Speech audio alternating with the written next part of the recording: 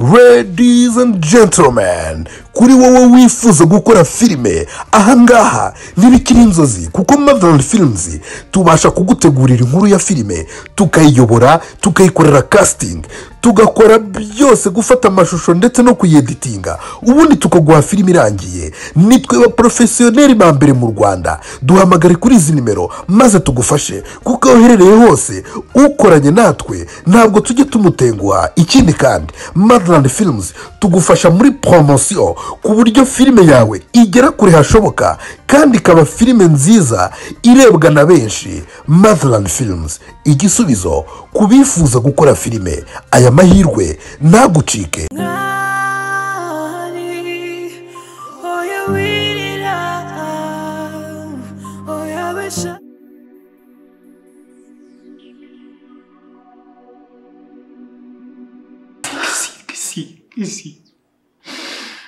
Isi ndekura n'ingire no kumuraho. Ingire no kumura. Kenda ndakubaha niyo mpamvu ugiye nshaka guhita mva mu buzima bwawe. Kuko ndamutse ngumye iruhande rwawe nshobora kukubwira amagambo mabi kandi ibintu wankoreye mu buzima bwawe byari byinshi kandi byari byiza. Ariko reka ikintu kimwe gusa kigatuma ntandukana nawe nawe. Ako hirwa ndagukunda. Isi ndekura mbo. Ndagukunda no ukuri. Isi wumvira ukandekura. Isi wumvira ukandekura. Wembane nawe imisi yose tumaranye. Umva tunyizeza urukundo nkiri mu rukundo. Nubona amaze kugera mu rukundo. Kisi ibintu muri Imana yonyine yo mu ijuru. Hirwa nago ntwite. Ibintu muri Imana yo mu ijuru. Nago ntwite pe. N'amagambo y'abantu. Kisi ndabizi bashaka kuduteranya. Nago ntwite pe. Kisi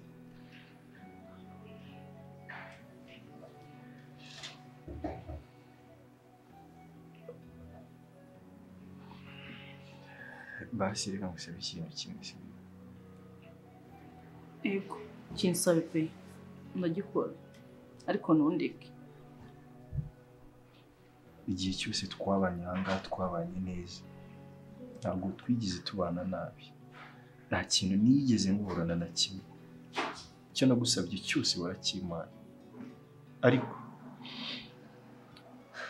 byatangiye neza birangiye nabi. Kisi oya Hirwa wivuga gutyo mbabarira.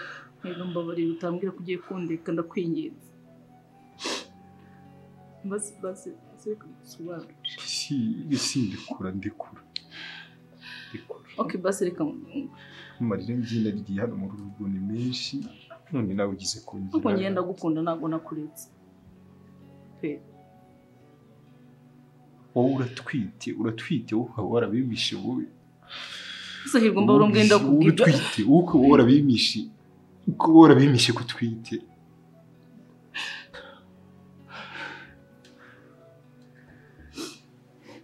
Basi oya Hirwa mbabara none ndakwinyiza Hirwa basi reka nkubwire umva nkubwire kuntu byagenze sibyo.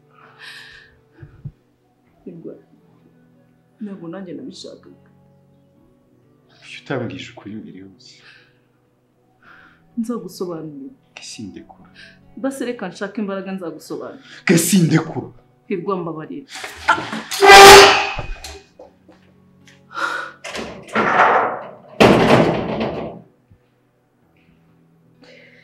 Kambaye umuntu.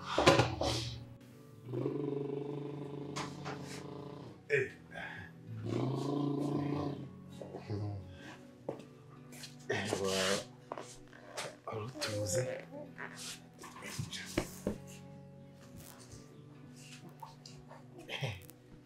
Hagiye kunyereka toilette yo hanze ariko nyine iyo nibwo dukomeje kumubaza ibibazo by'amatsiko ahantu avuga nyine yakuriye. Sanze rwose guhuza ahahise uyu mwana n'ahanjye rwose arimo guhuza ishapuri na korohande. Ni ibintu bihabanye cyane. Birasatubonye bitandukanye pe.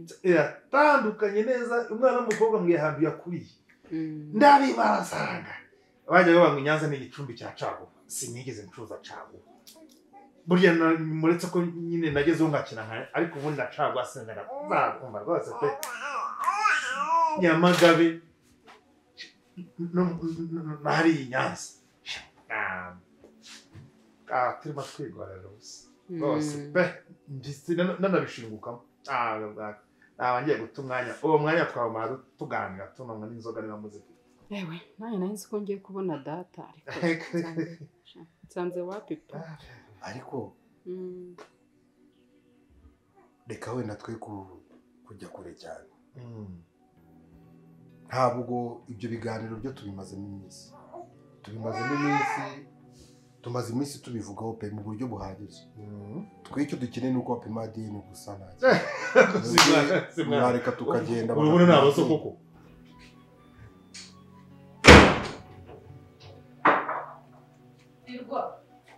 Hirwa bose wambabarira ukanyumva Hirwa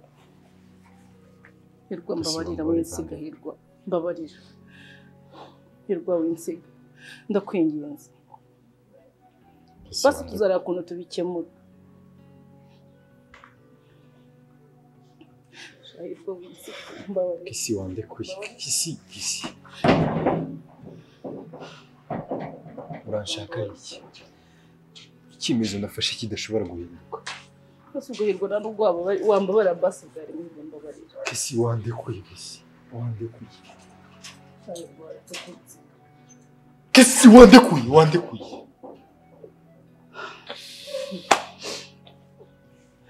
Kesi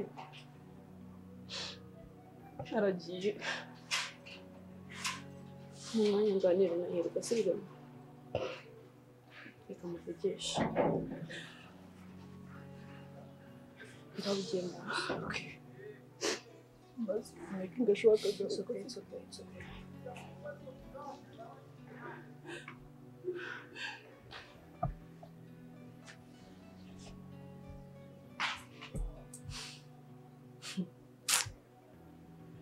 ako Hirwa uranshanga pe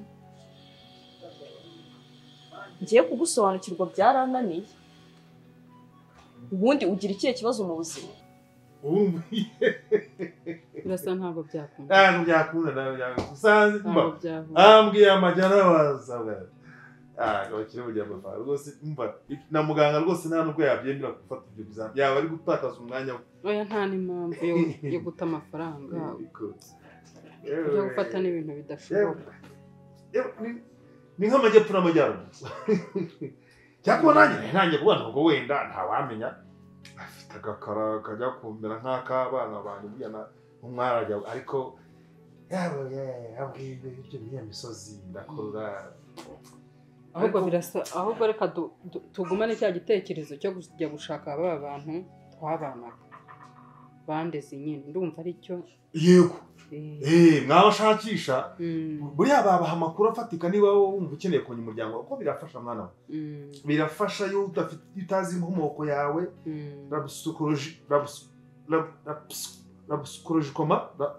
rapsikolojikoma birabangama cyane ugomba kumenya imvo n'imvano yawe ukamenya igisekuru cyawe ukamenya aho wakomotse kugira n'abazagukomokaho n'abazamenya uburyo nyine aho bakomotse naho ubundi rwose cyakora ndangusengera kandi nta kinanira Imana nga birasa nayo narabimubwiye ubuntu bw'ubushumi se ko abantu bose babwambaye abanyarwanda rwumva buriya rwose buri mwana wese wamwambikaga umushumi kugira ngo nigatangira kubyibuha akaba rero abamufata nk'umurimbo bakabuguma ibyo ngibyo reka twe gukomeza kubitindaho rwose niba munaganiriye mukagira ibyo muganira mukumva ni muri guhuza ntabwo biri gukura igitekerezo mfite ni mumfashe tujye gukoresha ADN turebe niba koko uyu ari papa wawe nawe uri umwana we Hirwa ujya mu buzima uranshanga ntago njya gusobanukirwa imyaka yose tubanye sinjya ngusoba ubundi ugira ikihe kibazo mu buzima bwawe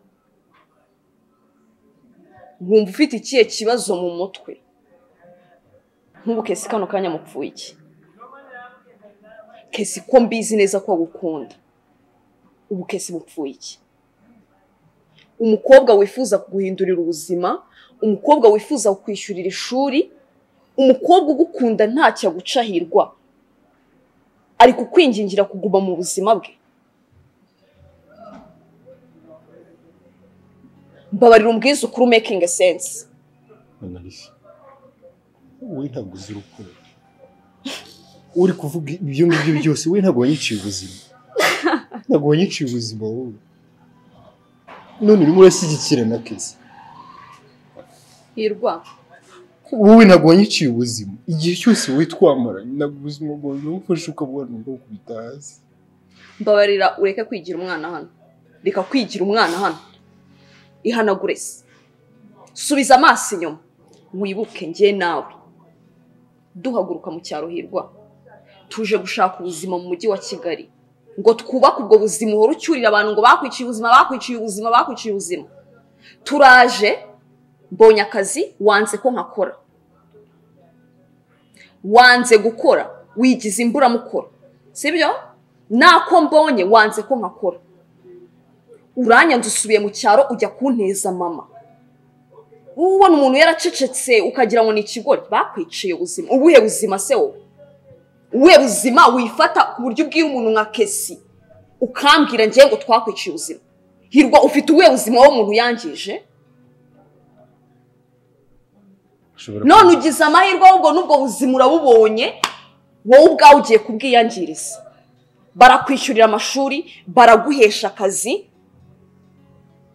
ufite amahoro ufite umukobwa ugukunda ngo bakwiciye akazi ngo bakwiciye ubuzima Hirwa ubuhe buzima ufite ubuhe buzima wowe etaje yawe se twasenye ikamyo se yari yuzuye kontineri yavuye muri Tanzania ubuhe buzima ucyurira umuntu ngo yarabwangije nyine urumva impamvu nkubwira rwose twatubitakaza umwana wacu sana mugufasha yewe umwana wanjye ndamwibuka yari afite ikibiri hamwe n'ikindi kiga nta nubwo ryari humana mvuge ngo ryakira icyo mbaje umwana w'umukobwa n'umwana reka tuvuge ko byaba byarahurije umwana wanjye yari afite ikibiri hamwe niyo aza kumbwira ko umusinde umuntu ko sinakanda umwana w'umukobwa ungana gutya muri ino myaka rwose kwa wari kumuhohotera ariko rwose arambwira ati rwose ntabwo ndagira ikibi ku mubiri wanjye kuva namenya ubwenge niba oya birasa nibyo nese ubwo urumva umubyeyi yayoberwa umwana we koko niba avuga ko umwana we afite ikibibi aho ku mugongo no ku nda ngiye nkaba nta kibibi mfite urumva nta hantu twahurira pe ahubwo umuryango uri kuvuga wakureze bariya abantu umuntu yabakuraho amakuru n'ubundi njye na birasa twari dufite gahunda yo kujyayo ubwo ndumva nyine twayikomeza tukazajyayo ntacuri kandi ari umwuzukuru wanjye mama yicwe yewe umwuzukuru ya Rudoviko kazi nakora Rudoviko mukuru databuja we kandi koko ni ubwa mbere umubonye mbona umwana ntabwo muteruye bari guhora amafaranga telefone singorezaho service ngo baba amafaranga y'abateruye kuri butike dusigaye twishyura ngo kuri code muzabafungurize code tujye tumuha niyo mu mpapuro ntawe ukigendana ndumva ari uko twabigenza okay nabyo Rudovi nabyo nta kibazo reka musabe umunsi wo kuzajyayo uzaduherekeza tujyane nzaboneka rwose pe nzaboneka rwose nk'umusirimu ariko rwose nyirabuzukuru yeza mama intwira ko ntasa na sekuru yewe usa na sokurusha niko usa na sokurusha yewe neza n'ubwitozi ni mwiza rero mwari no kureka tugapfa kugenda tukareba nyamara wabona hari ikintu kizima kivuye rwose ubundi birasa ubundi biriya bintu wabiretse ko none se sa amafaranga hari ikindi kibikora sa ibintu byo gushaka ngo mama hangu umenye ngo mama nidomine wabiretse nanjye naritonda agashakira akana nubwo ndabyibuka namara gukora muzabumbe aze mu cyaro nsura tumarane iminsi mutoze kwirukanka mutoze guhinga mutoze gutemera inka n'urutoki no hanagura inka sibyo sha birasa mutoya asa nanjye imana turasa ni fotokopi umusukuru wanjye pe niko ingoma uzi uko uzifunga nkanjye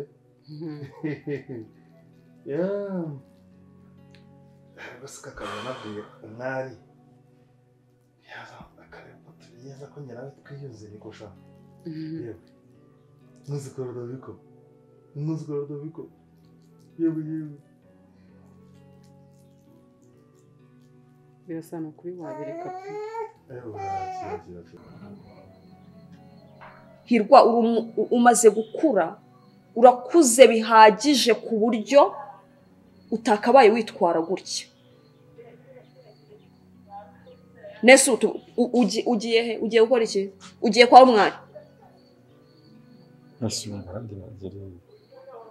Okay. Kwa umwana ni ugiye kubakira ubuzima. Kwa umwana ugiye gukora iki Hirwa? Amagambo yose ni uri murayambwira cyane. Hirwa. Twarakundanye. Twarakuranye. Twacanye mu bibi n'ibyiza ku buryo ntakwifuza kukubona. Ubu urumva ushaka kongera gusubira gucumbikisha, waraye hano, ejo bakwirukanye, wagiye hariya, bakwirukanye. Kesi yaguciye inyuma. Mva nkubwire nyine ikintu wowe utazi. Ntabwo ngiye nakunze Kesi kubera ibintu afite. Nakunze Kesi ngiye kubera ko mukunda, namukunze kubera urukundo. Ntabwo ngiyewe inyungu yanjye kuri Kesi ari ukunyishyurira amashuri. None ubu mwangiye iki? Ntabwo inyungu yanjye kuri Kesi ari ukumuha amafaranga n'ubuzima bwiza. Nyine none ubu mwangiye iki? Kesi namukunze kubera ko nkunda. Kandi Hirwa ufite imyaka ingahe? Urabizi ko ugiye kuza imyaka 30? Ntiwize? Nta experience y'akazi nimwe ugira usibye kwahirira ari amatungo y'iwanyu. Hari indi experience y'akazi wowe ugira? Ntago wamukondeye ibyo afite. Hanyuma amaherezo yawe azaba yahe? Ntago umukunda? Ntago ukunda? Kesi yigeze aguca inyuma? Ibyamubayeho ntabwo nzi uburyo nabigusobanurira. Yakunze umuntu aramuhemukira. Ibimubayeho ni byakire nk'umuntu umukunda kano kanya. Kuki ushaka kumutererana? Kuki atambwije? Uransobanurira uko. Kuki nyine ngiyewe atigeze ambwiza ukuri? Kuki atambwije ukuri ngo ambwire ngo nahuye n'iyi situation imeze gutya? Ndi muri iki kibazo. Urugute umuntu ugukunda atakubwiza ukuri. Hirwa. Hari igihe rimwe na rimwe biba ngombwa kuhisha uwo ukunda kugira ngo umurinde kubabara. Bikarangira n'ubundi ntabwo guhisha Maka umunsi winjira muri iyi nzu kubwira Maka kuri Hirwa. Ntabwo byari binaniye. Ariko kubwira Maka ngo uyu ni umu ex wanjye uzanye hano ngo tumufashe. Utekereza ko ibyo bintu byari gushimisha Maka? None utekereza ko Kesi ugukunda ushaka kugukorera buri kimwe cyose ngubeho wishimye? Yari kubona imbaraga zo kukubwira ngo yari afite sheri, yari afite fiance, asanga fiance we aryamanye n'undi mukobwa, yisanga ari mu kibazo cy'uko amutwitiye. Ndeba niwe mvugisha.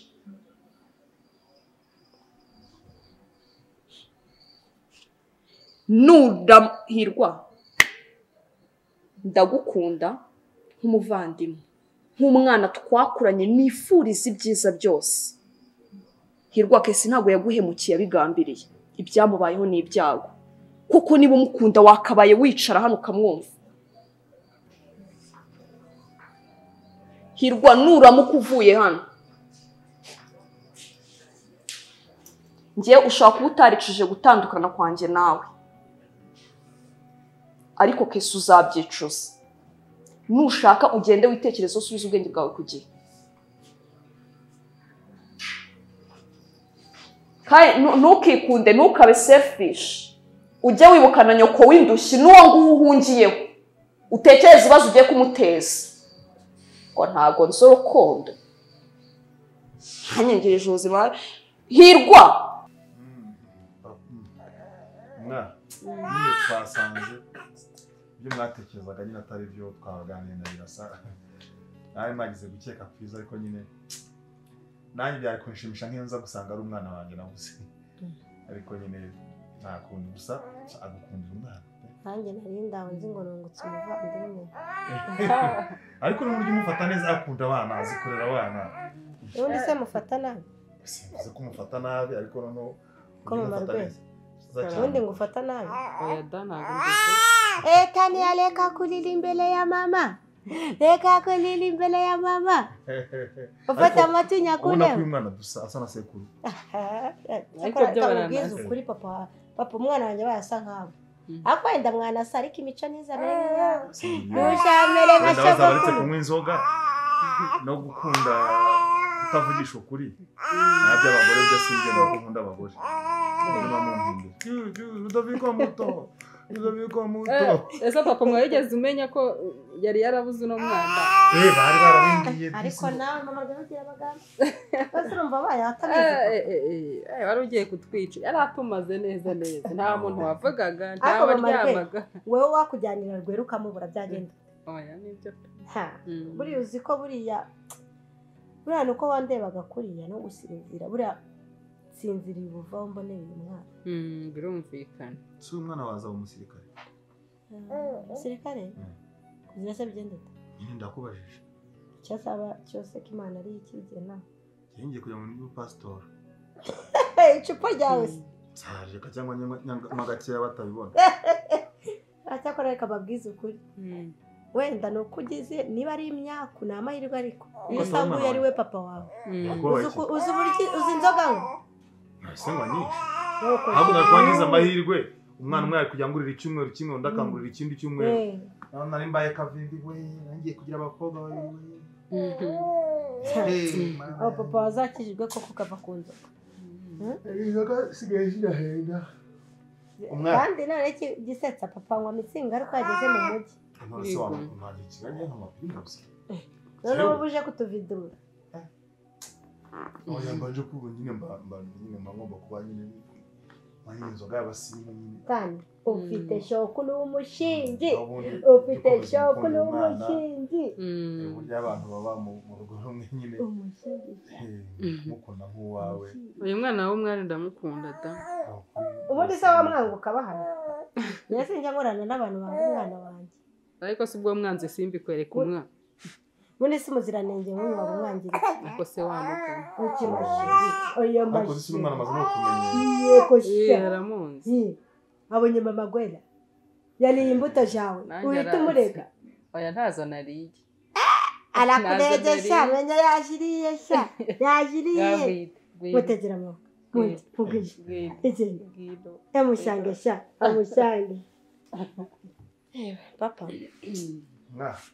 reka ngende ntege ntabwo ndi burayi noneho bwa mbere nkubonye utashye umeze neza agacupa kamwe se kari kunsindisha washakaga kuva hano wasinze. oya ntabwo nshaka kugera muri karitsiye nasinze gahunda mfitanye na Gashamura amafaranga ngifite ariko agira ngo tuvuge ko se ntabwo ujya urangiza amadeni y'abantu uba bafite. amadeni yarangira kandi ubuzima bugikomeza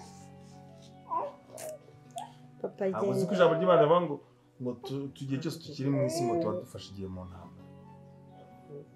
rero amadeni nta mugabo utagira amadeni.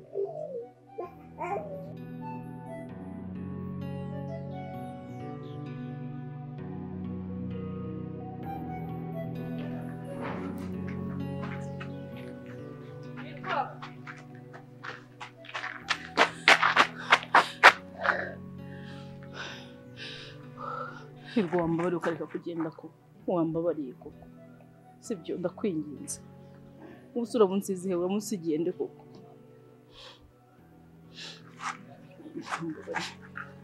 basi hirwa wambabariye ntugende koko ndakwinginze ndabizi narakosheje pe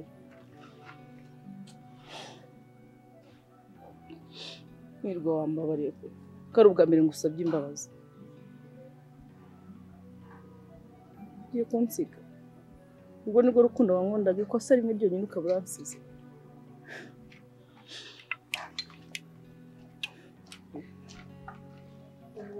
umvaga isi urabizi ntabwo ngiye nawe twigize tubana nabi isi ubizi gari kabasi ngende mbitekereze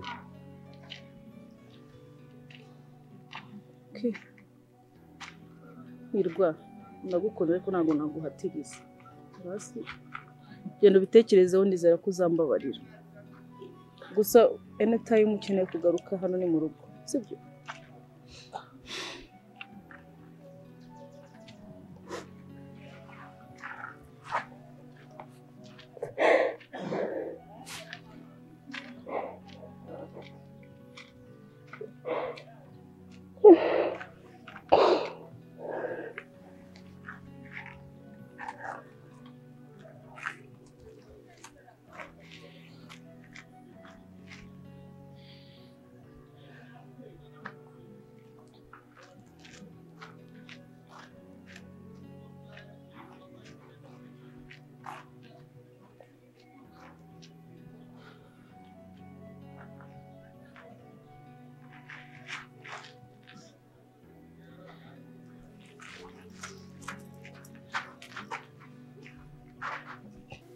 buriya gerega ngiye no kubyina ibyo nababwiraga ngiye kuva mu bintu rwose nihere pasiteri impamvu akangenda mbere yo kujya ntabonanya n'abasengeri kuko mu mutima wanjye harimo ishimwe ryinshi cyane iyo nje ngasanga muri amahoro iyo nje ngasanga ngahura n'abanjye n'umwana wanjye n'abana mwese nk'abana banjye rwose ntabwo twabura gushima Imana umuco bugufi dusenge turagushimiye Mana gitare cy'amahanga urinda ubwoko bwawe ukarinda abana bawe ukandindira umuryango ukandindira abana n'umukwe n'umuzukuru nguhaye icyubahiro kandi abakuragije ubarinde amajya n'amaza nanjye uri bugende mu cyuma cyaremwe n'abana b'abantu urinde shoferi urinde abagenzi kandi usigarane hano ukomeze ukora ibitangaza ijambo ryawe riravuga ngo abakwiringiye bose wabahinduye kuba abana bawe ntabwo abana bawe bazicwa n'inzara ntabwo abana bawe bazaburana n'ababo ntabwo abana bawe bazabura ibisubizo by'ibibazo bafite ibyo warabivuze urongera unabisubiramo ko abana bawe batazabura uko bagira natwe ntitugomba kugira uko tugira kandi byose tubyambaje mu izina ryawe Yesu Kristo umwami wacu amen ariko papa uzi ko utivumbuye wowe umupasiteri w'umutubuzi wahita ubona n'abayoboke pe uzi ko uzi gusenga ntabwo nawe ndi umutubuzi cyane umupasiteri w'ukuri uze uri kubisenga umuntu atakuzi ntiyagira ngo urakijijwe mbahaye imyaka iyi uyu munsi yagitangaza Imana yankoreye byonyine yampaye amahoro n'umunesi ubwa mbere nje gusura mu bana banjye nkagenda ndasinze nawe urabizi ko ugisinda ariko uyu munsi Imana yampaye amahoro nyurwa nk'umuntu rero ndabishimira Imana ko ruranunguye uzi gusenga ukagira neza usanzwe usenga uzi ko ndashobora kuryama ndasenze sinshobora no gufata urugendo ndasenga nakora ikintu nzi usengera ni icupa n'ibyo kurya ndabisengera ni impamo y'Imana uriya na mu mwanya ndamusengera Nataniya nakushekesha Taniya nawe nagusengeye gukura mu bana banjye shokolo wawe neza ngende hakiri kare ubundi tukomeze papa ndaguherekeza cyangwa mpamagare birasa guherekeza ntawe muretse ahubwo uyu mwana yamperekeza si ku irembo ageze asigira ngo umarwe murenze unafunguye umwuzukuru Ludovico Taniya shejera shokolo gira gutya gira shokolo bye bye shokolo bye mwana dusawe shokolo jave ku gacupa ubura kure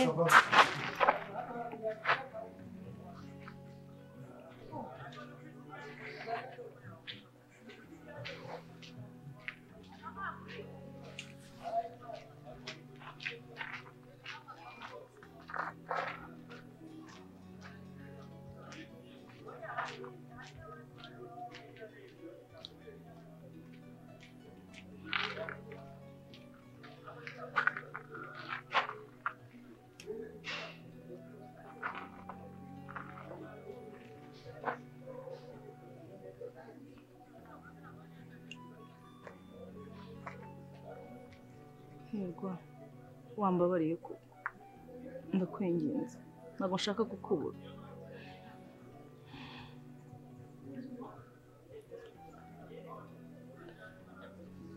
basi n'inda nwite ngiye nayikuramo ariko sinkubure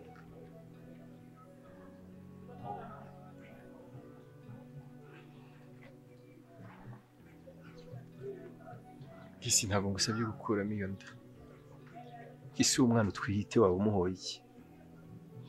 Isi umwana uzi ejo hazaza he, ugakuramo iyo nda kubera njyewe, ukica umuntu kubera njyewe.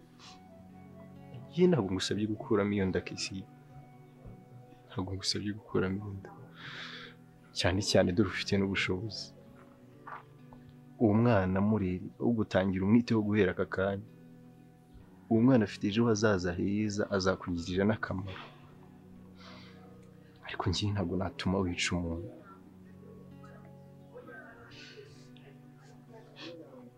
Hirwa ntabwo nigeze nguca inyuma. Nakundanye n'umuhungu mbere yawe, naramukundaga cyane, nabonaga ari we si yanjye.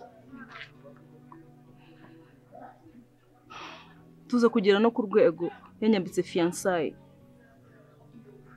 duteganye kurushinga bidatinze.